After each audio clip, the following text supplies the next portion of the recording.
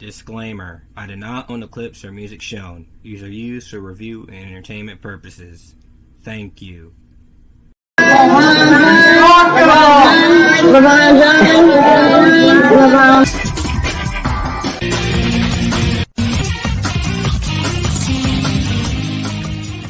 Guys and Gap House is me, Camden, on Channel Camden.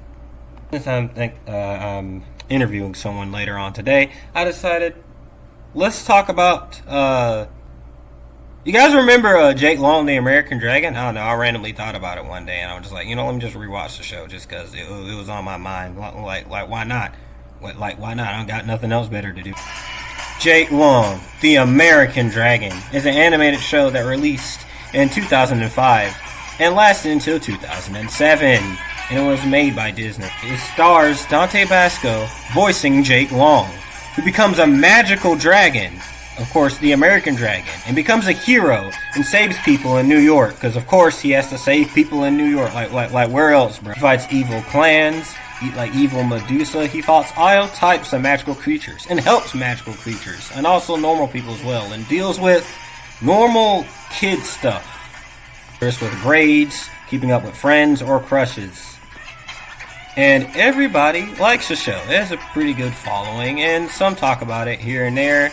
And it's known in that big era in the 2000s where, hey, we gotta have the young hero in an animated show, like Kim Possible, Danny Phantom, Randy Cunningham. And who could forget the hit? You know what I'm talking about? This show, bro. Obviously, I'm talking about this show. And oh my god!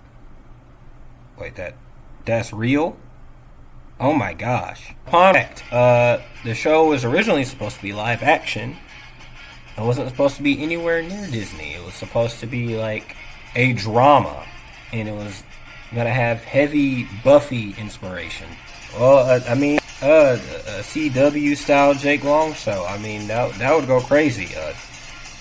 3-season long, will they, won't they, with Jake and Rose. Well, that's not too far off. Probably loses power every season, at least one episode to save the budget. Dragon will have a persona where he pretends to be in a wheelchair, to wear a leather jacket. Oh wait, never mind. Or the American Dragon. But then after a few pitches, they're like, let's just make it an animated show. And of course, we gotta start off with some of the characters. Like Spud and Trixie, who are Jake Long's best friends. And they're pretty neat. They all have nice interactions with one another. They help each other. They learn lessons from one another. It doesn't take that long for them to figure out his secret identity. And they're like, nah, Jake, you're good.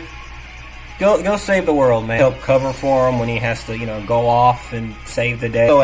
And some of the weird antics that Jake goes into. Like Spud might mess with magic, or Trixie might mess with magic here and there. They might get mind controlled or something like that. Spud using magic to have courage to ask out a cheerleader. The fact that Spud is the silly comic relief character who's kinda dumb sometimes. Also dresses a lot like Jesse Pinkman. Yo, Mr. White! Watch. Yo, Mr. White, we gotta fight the huntsman, yo! Oh my gosh, I can't believe it. Oh my gosh, I can't believe this Rose is leaving the school. Oh my gosh. But overall is... both of them, in general, I really like it. Spud makes me laugh. Trixie is pretty funny sometimes and genuinely helps Jake and helps him learn a little bit of... Spudster's still the ladies' man. What's up? Lessons. And I have Foo Dog, voiced by... This man won't ever... What is with this man and voicing dogs? John Jamaj. There's a monkey in my bathroom. So we're gonna have a dog on the screen. Who do we get to play a dog? Gotta play a dog. All these guys are voiced by the same guy. Making pancakes, making bacon pancakes, making pancakes. Dog, he's chill and he's a little more in tune with the modern times. The 2000s. He's like really old, and he's like pretty much, sometimes he's along with the ride or whatever Jake is doing, but also sometimes he's like, Jake, I don't know about this, Jake. I don't think you should be doing this. Also,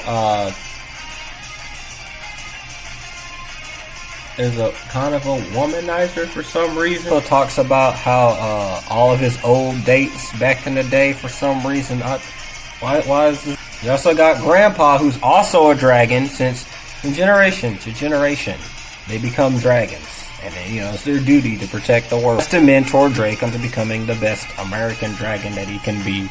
It's not only their family, but there's a lot of people that are dragons in the world. They just assigned different areas of the world. Like, there's a British dragon, there's a Jamaican dragon, there's a dragon everywhere. And sometimes they play into the fact that he may be a little bit too hard on Jake, since he's older and really, really experienced. And he's like, oh wait, Jake, he isn't always like that. Pretty entertaining and get some pretty funny lines here and there. And before we go on to, the main guy himself, we gotta talk about the theme. Real live wire, American Dragon. American Dragon. Only till recently, I just learned the words to the theme song, because, it's been a very long time since I watched the show before I decided to rewatch it. And all I remembered was just the American Dragon part of the song. That now I remember. Yeah, that is right. Yeah, it's part of my childhood. Yeah. I watched it randomly when they showed it earlier in the morning. Voiced by Dante Bosco, who really likes voicing characters that involve fire. Possible he can be the Human Torch some. And Jake, he's very cool, and he talks in a lot of slang that's, pretty much kind of 2000s, also kind of New Yorkish as well. And the show does do a pretty decent demonstration what kids are like in New York, how they talk, how they act, and how they go about their day. I mean, I never lived in New York. I've been there, but I never lived there. Wrestle a bunch of rats in the subway, but one time me and Ian almost got lost. Oh wait, that's a story for another day. He's very cocky. He's pretty like, yeah, I'm cool, I'm the coolest guy around, to the point where he's annoying. It's kind of understandable. Like, his mindset and the way he acts is like, yeah, this is how a 14-year-old would act. He's not to the point where he's just like, bro, shut up. Please shut. One character arc about becoming a little bit more humble and also understanding his powers and his duty as the dragon. With, stuff while being a hero, school and, friends and girls and a bunch of stuff like that. The tip may learn a lesson or two when he comes across something and he's like, you know what? Okay, I gotta fix this. Because, Also, he has his super marketable catchphrase. And it's actually Dragon! No! This is getting too much. He also has, his family who loves them a lot, and also originally in the live action version they were supposed to be dead. And more people were supposed to die in the show in the live action. He also has his little sister who kind of teases her a little bit as the typical, but he also genuinely cares about her, and he isn't to the point where he's like, haha, you're stupid. The dragon, his life isn't completely miserable, as again, some good things happen, and some of his loved ones do find out about who he is, and if they don't, then he may find the bright side of it. It's really fun, in the episode where he tries to go back in time and send a note to his dad to let him know about his secret identity, while everyone else in the family knows except for him. Time travel shenanigans, time paradoxes and whatnot, and he has to undo it, and he has to accept maybe it's a good thing that his dad doesn't know. That is kind of like the, hi there, Jakey. How you doing, buddy? How you doing? Good morning, Anderson.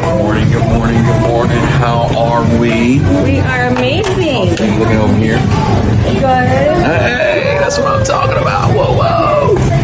Oh man, I like to go to the dance, but I don't have a date. And oh my god, a thing called Dragon's Breath, where he has bad breath. Every dragon has to go through it. It's like a canon. And he's like, oh man, I can't go with Rose because she's going with someone else. I find it funny that in like movies and TV shows, they're like, oh man, I want to go to this school event, but I don't got a date. Well, meanwhile, when I was in high school, I just went. Like, I just went by myself. Like, you can still have a good time. It's not the end of the world. You got your friend group, you good. Speaking of dates and love interests and stuff, here's Rose, voiced by Mae Whitman. Zuko and Katara are in this show. And she's the main love interest, and she plays the, you know, the type where she goes to Jake's school, but also she's secretly in an evil ninja clan that hunts for dragons. You know, it's one of those things where it's like, oh man, lady I like, she's does things that are bad, and what should I do? I'm torn. I'm conflicted. The Catwoman, Elektra, you know, voiced by Mae Whitman. She's a part of an evil ninja clan. So I guess instead of being April, she's Karai this time around. And at first, they don't really know about each other's secrets. But later down the line, pieces start to be put together. When they're on a field trip and Trixie's like, there's something going on. There's a little something. Jake, don't find it strange that she got a dragon tattoo on her hand? Don't you find it strange that she's very athletic? Very interesting. I wonder what's going on. Like, nah, I don't know what y'all talking about. You crazy. First he finds out. And then Rose finds out about him being there. It reminds me that there's the Mr. Crocker type character that's, you know, the loud, angry teacher, and he also gets hurt a lot in this show. I'm surprised this man is not dead, and he also suspects that Jake and the dragon is connected, as he believes in the storyline in general, with them dealing with the Hunts clan and the Hunts man, who, you know, they all got a Hunts dragon and mythical creatures. It's very cool. Big, bad guy, the Dark Dragon, who's voiced by Clancy Brown. Yeah. I'm keeping it all for me, myself, and I, Ultron. Scream and your entire staff dies. Creates duplicates of himself to do a bunch of tasks like doing homework and acting in extracurricular activities, or him and his dragon duties, and then he has to fight an evil version of himself. Wait, this is kind of relatable. You do the editing, you do the promotion, you do the marketing, and you just stay there. I don't know.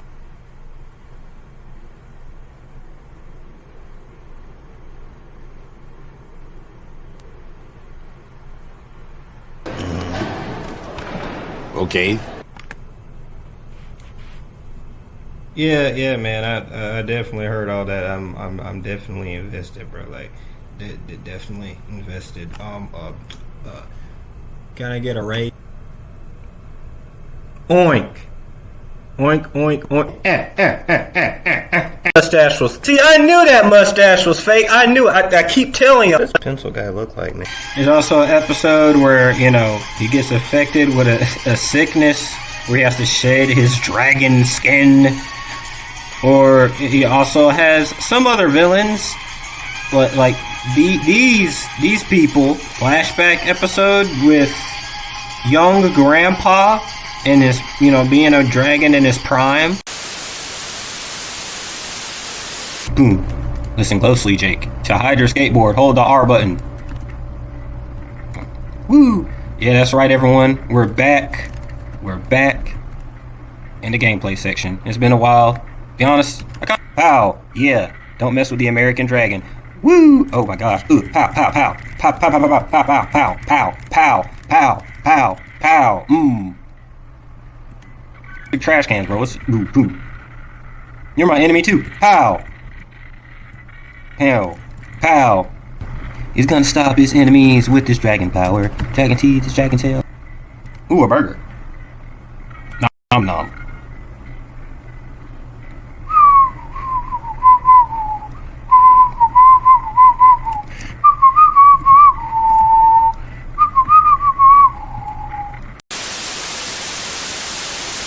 Okay, so like, so the second season You notice anything different with Jakey here?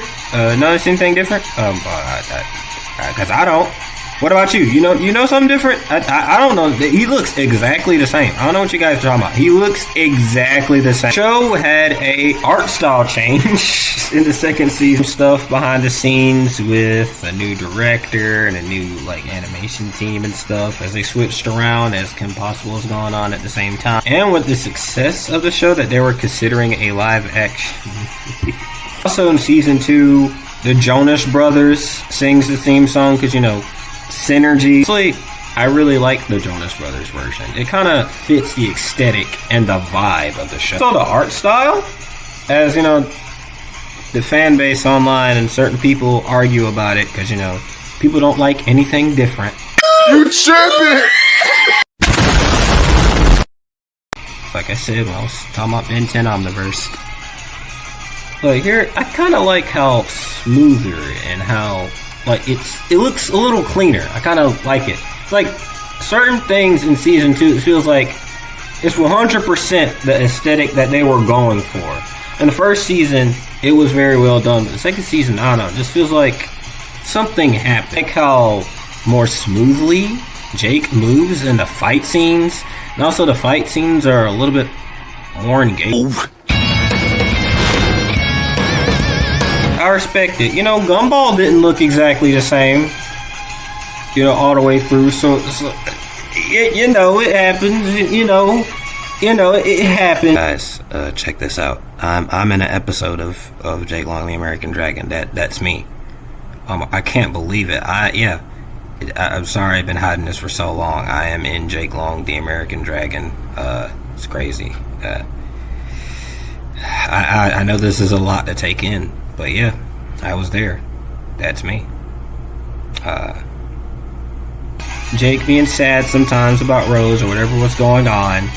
One moment she has to leave school and then she comes back. And how she later on does eventually leave the Ninja Clan. But then he uses something to create an alternate reality where she never became a part of the Ninja Clan. And then she never remembers him.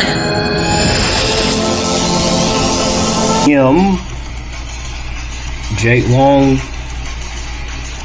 No Way Home. So Jake is kind of bummed out about that, and in general, he's just like, man, I don't understand, man. I can't. Oh no, I don't understand this grilled cheese Obama sandwich. He's here. This is the first time I'm interviewing someone in this location right here. So how are you doing today, Jake? I know you're doing a lot right now. A lot of big things, a lot of crazy things in New York. A lot of crazy things. A lot of crazy things. Jake, it's gonna be okay, man. It could be worse. It could be worse. I know it's sad, but you're gonna pull through. You're young and fast. You're the chosen one. Listen, I'm not bragging. Because you're the American Dragon. See, you gotta understand. Also, with the humor in the show, which is generally very funny, there's also some jokes that you wouldn't really think about that much as a child, but then you get older.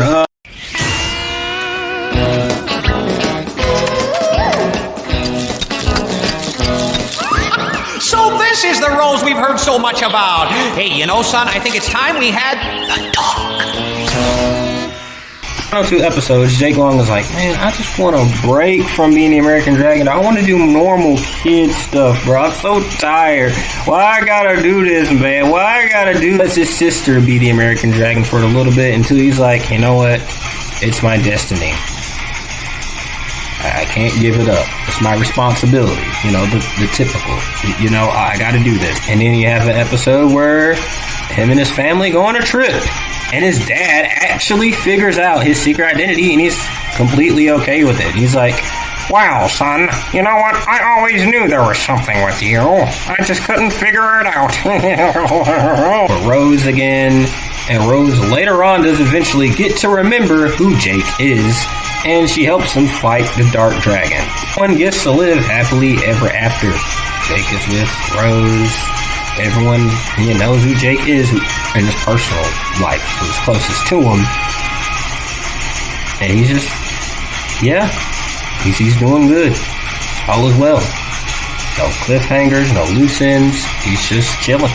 So, I went crazy, you know, like, to think about it, if it came out today, we'll have 50-year-old neckbeard grifters on the internet complaining about how woke their show is, you know, because, you know. I cannot believe this. They gone woke yet again. We got Asian kids turning into dragons now. I can't believe, now you excuse me. I gotta sell meth to kids in my neighborhood. Jake Long, the American Dragon, is a very fun show.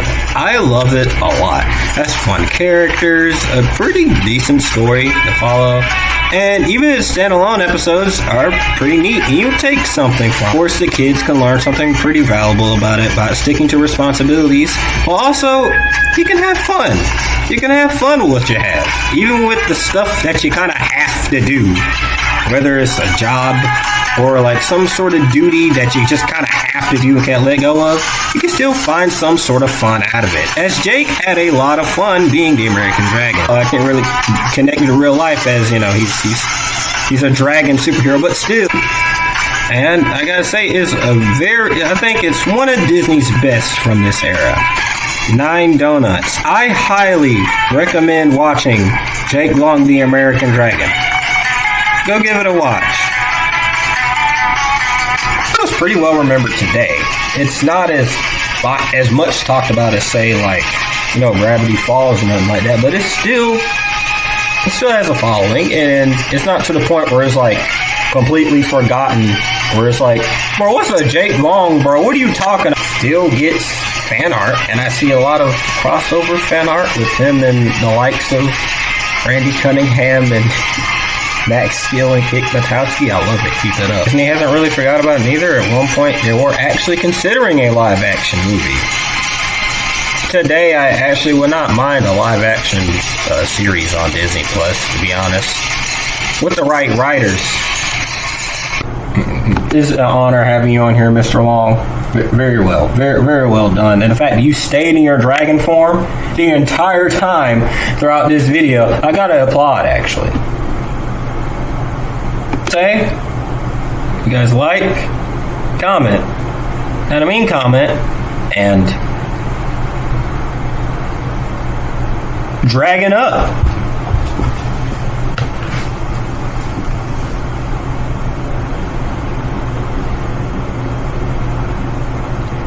Wait, I can't just leave him here by himself. Hold on. Real live wire, American Dragon. American Dragon.